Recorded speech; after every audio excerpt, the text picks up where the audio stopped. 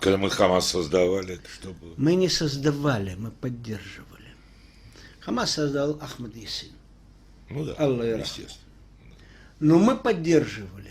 Но это совершенно другое. Мы поддерживали Хамас не как террористическую организацию, а у нас не хватило разума и понимания исторической обстановки, что эта благотворительная религиозная организация сможет трансформироваться в террористическую. Мы никогда не поддерживали Хамас как террористическую организацию, а американцы поддерживали Аль-Каиду как террористическую организацию. Да, это тоже. И Джават аль-Нусра они поддерживали как террористическую организацию.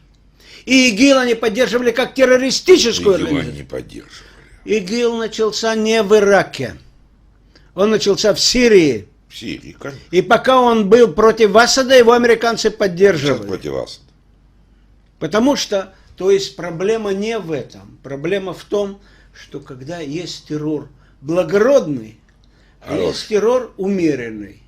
Есть террористы хорошие, а есть террористы нехорошие. Вот.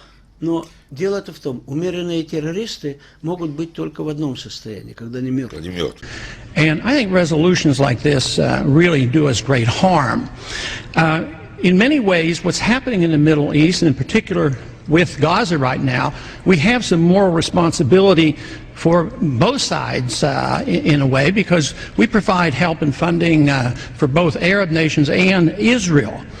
And so we definitely have a moral responsibility, and especially now today, the weapons being used to kill so many Palestinians are American weapons, and American funds essentially are being used for this.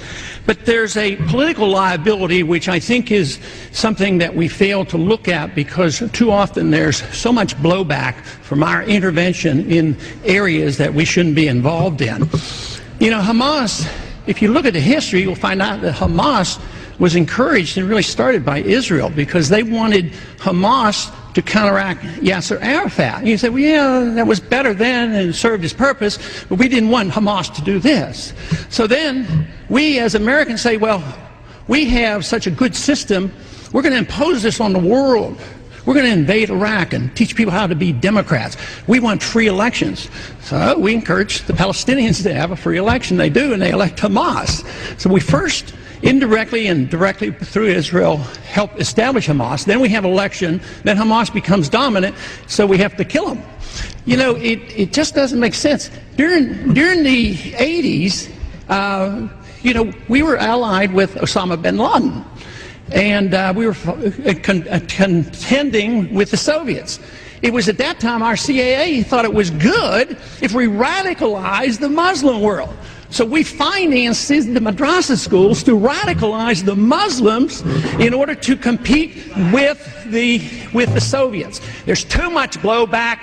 There's a lot of reasons why we should oppose this resolution. It is not in the interest of the United States. It's not in the interest of Israel either.